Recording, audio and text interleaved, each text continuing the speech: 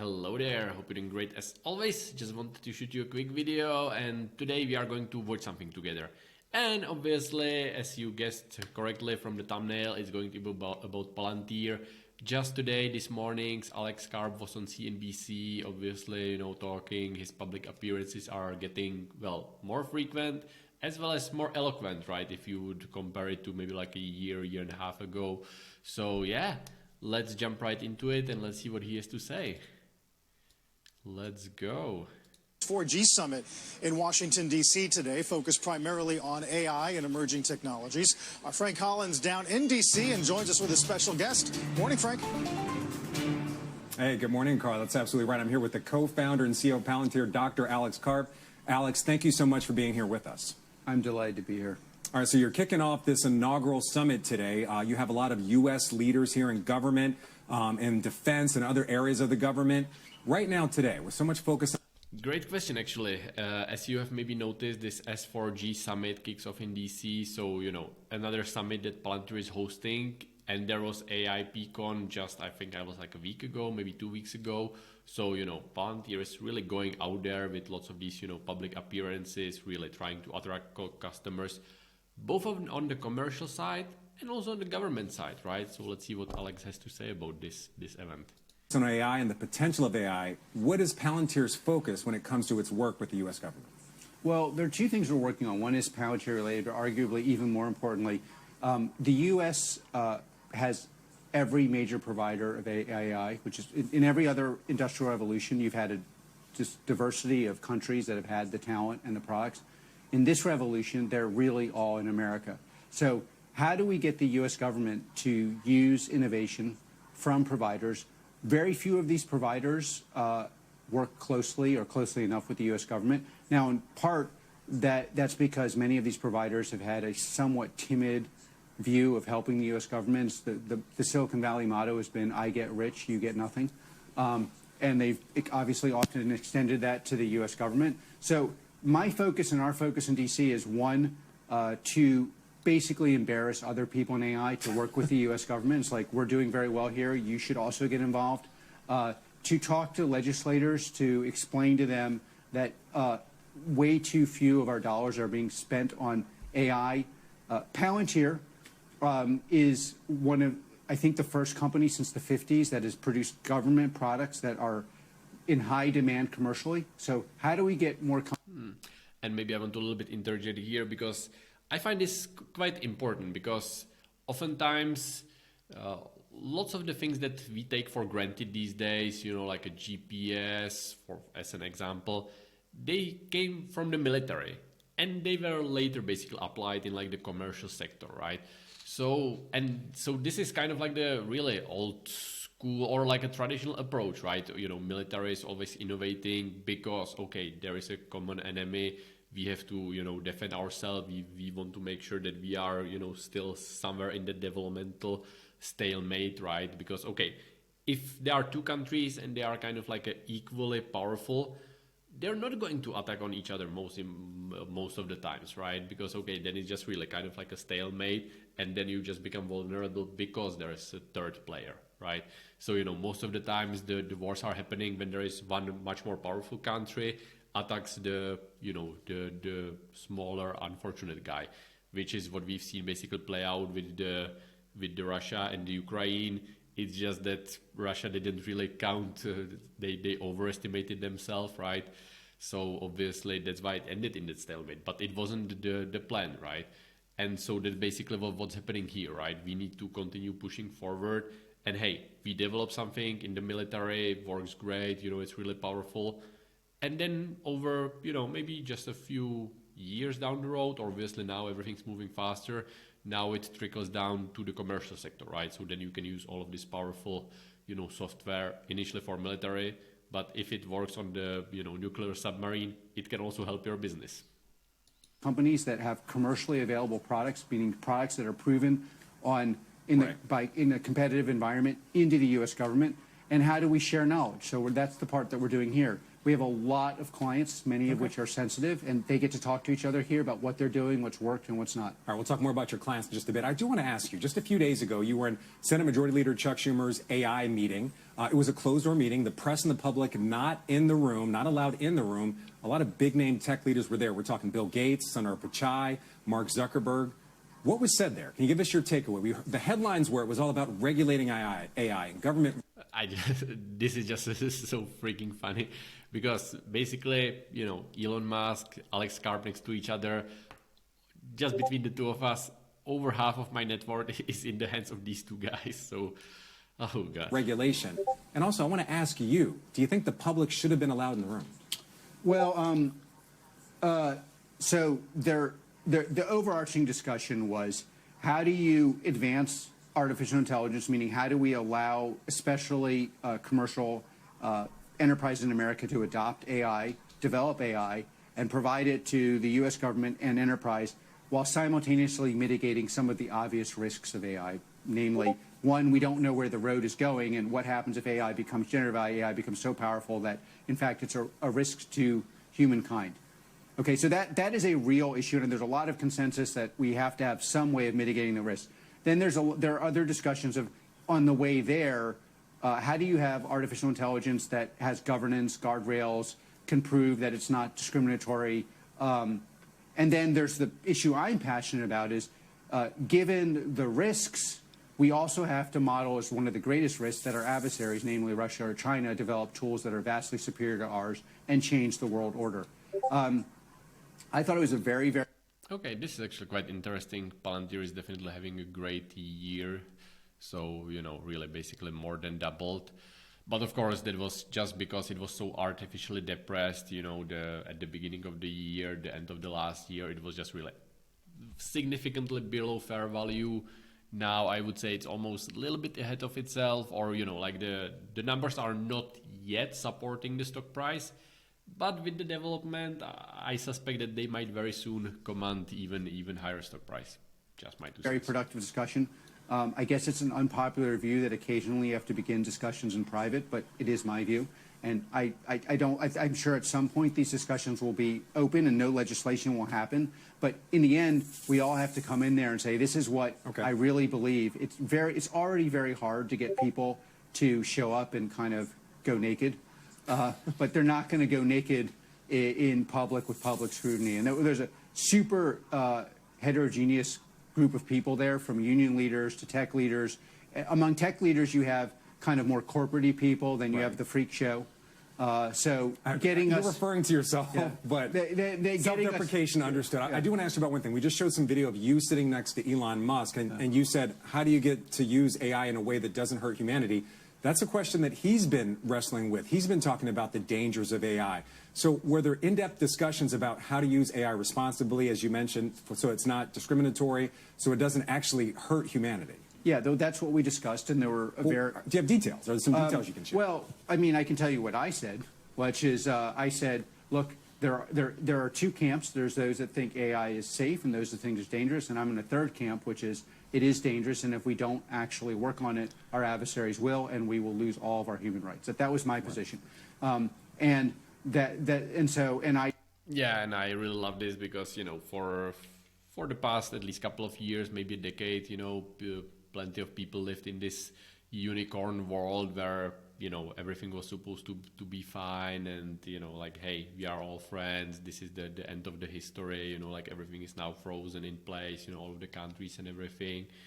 But really the history kind of repeats itself in these long big cycles, and really I mean, I definitely expect that there is going to be some more turmoil within my lifetime. Doesn't mean that it's something more significant is going to happen maybe next year, in 2 years, 3 years, but within one person's lifetime plenty of things are going to happen, right?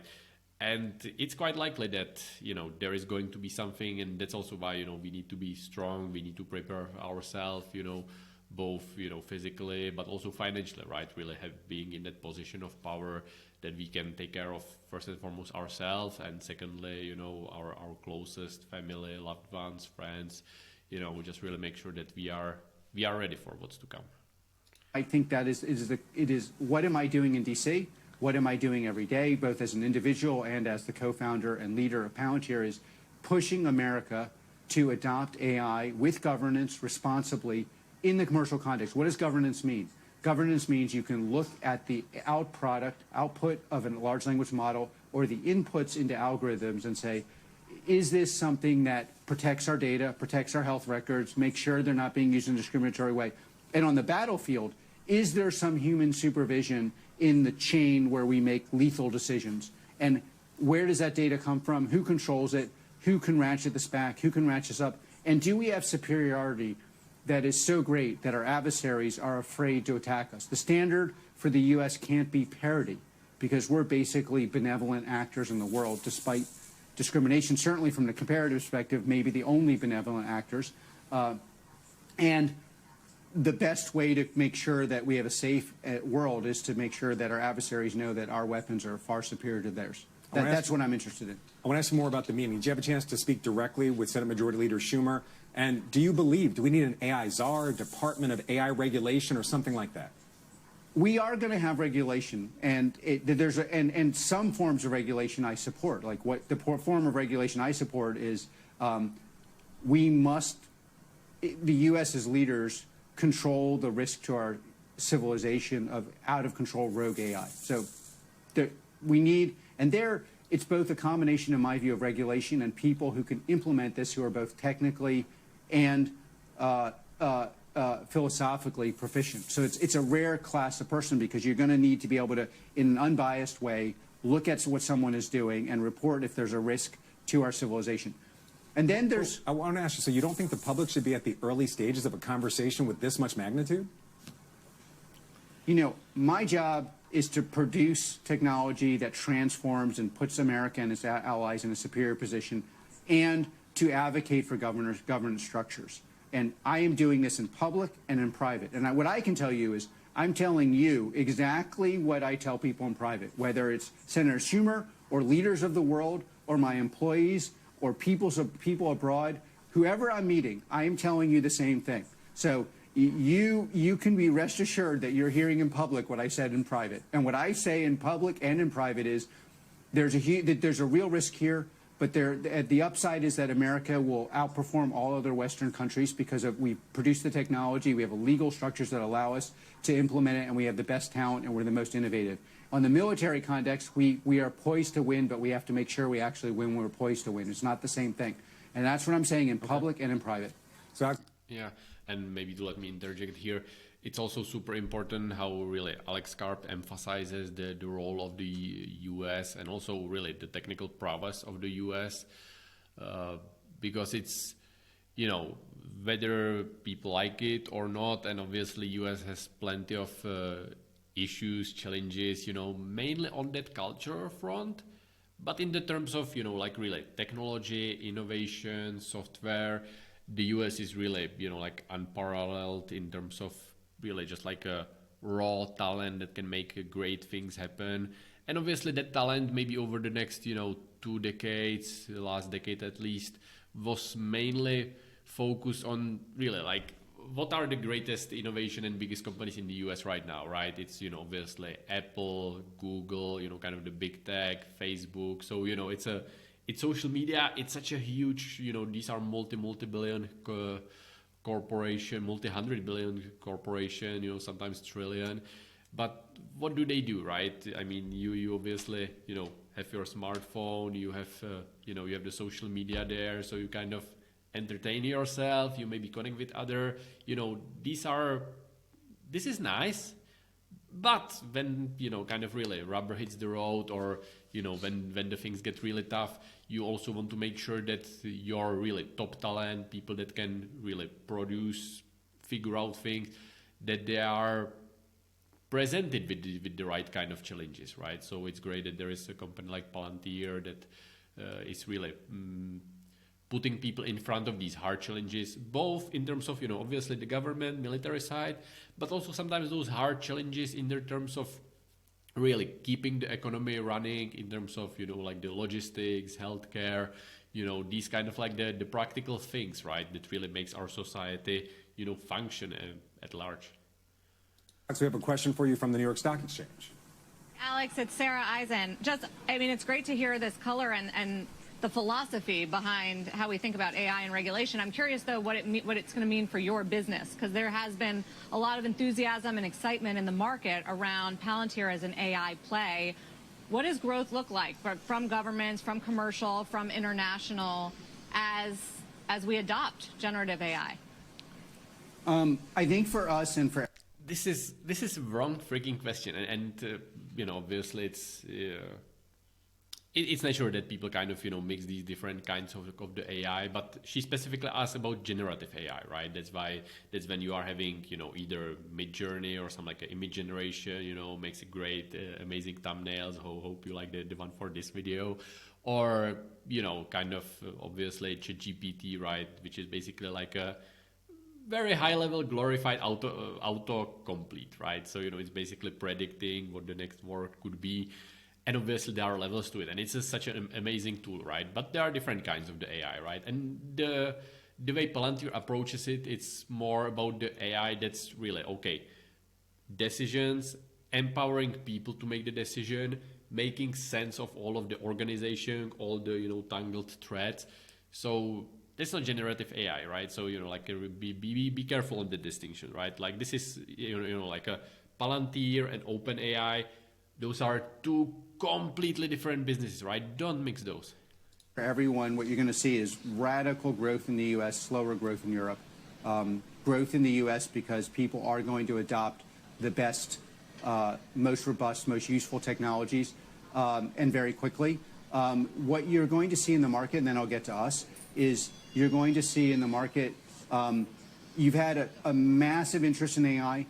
Many of these products deliver poetry and will allow me to write an essay maybe I know nothing about. The products that are going to do well in the sense that people are going to pay for them are going to have output differentials. So you're going to change the margins of a business. You're going to rebuild a supply chain. You're going to move a company from an individual point-based company to a portfolio way of managing it. And those companies are going to succeed in the U.S. market. How are we doing? It's very early days, and you don't want to be out there being too optimistic, and we're being very careful to kind of move slower than we could, but we de facto cannot keep up with demand for our AIP product. We built these precursor technologies that are not understood yet, but the clients understand them because they are asking, how do I work with a large language model in a safe way, a government way, where I can make them more precise and change the underlying dynamics of my business within days. And what we've seen is, in the last month, a 50% increase in people using our AIP product in a month. So, the other thing about... Can I interrupt you, Alex, for 1 second? We have another question for you from the New York Stock Exchange. Sure. I want to get some of our anchor questions in as well. Yeah. Hey, Alex. Yes, Alex, it's David Faber. I just want to follow up on that. In terms of productivity and what's going to be available to the enterprise as a result of the adoption that you're talking about. One step down from threat to humanity, but what about threat to workers? Where are you in terms of how many jobs will be replaced as opposed to potentially simply aided to go work on higher end things? This is a super important question. Typically technology is misaligned with the worker, and so there's obviously a lot of concern among working men and women that radical increase in technological development will lead to a decrease in jobs and put pressure on their salaries. I think AI incorrectly implemented. So not long ago we had 1% of the U.S. hospital care market. Now we have 16%. Why do we have? What is going on with this radical increase? We're making doctors and nurses more effective. We're making factory workers more effective. By the way. Yeah, and with the job market where it is, with such low unemployment, high 3% if I remember was the last time. Like that's really not shouldn't be the concern at this moment, right? I mean, with CARP now, that's like a specific example. Obviously in the hospitals, you have the nurses, you have the doctors. Like everyone's freaking understaffed in that whole sector, right? So you actually need all of those people to be much more efficient, much more effective than they are at the moment. So, like that should be least of the concern if we are, basically replacing someone. No, we are just basically allowing people to use their time more productively, so they don't need to work, multiple shifts in a row, be overworked.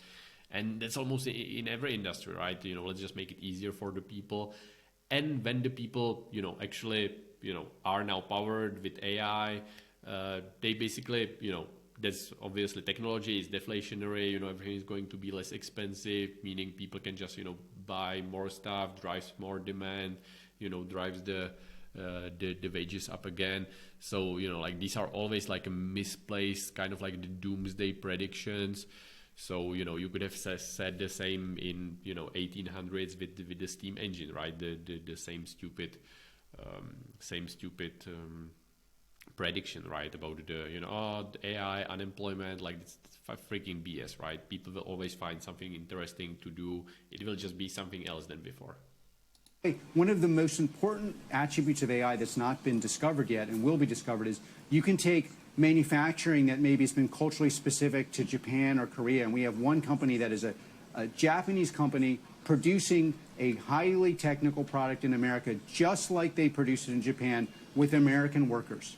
And why can they do that? Because through enhanced software, algorithms, and AI, we can control the manufacturing environment for Americans as if it was Japan. That means American work. So then you get the agility, creativity, ingenuity of America with methodologies which you've not been able to produce here in the largest and most important market in the world. So I think, and this is a message that's going to take, we actually have to show rather than tell, because workers are going to be skeptical of it, but it's actually true. We could keep this conversation going all day. Also today, you're announcing 2 new commercial customers in the private equity space. I know you said there's more demand for your products in the financial space as well. Dr. Alex Karp, thank you so much for your time. Thanks for talking to us. Hopefully you'll come back and we can talk more. It's a huge pleasure. All right.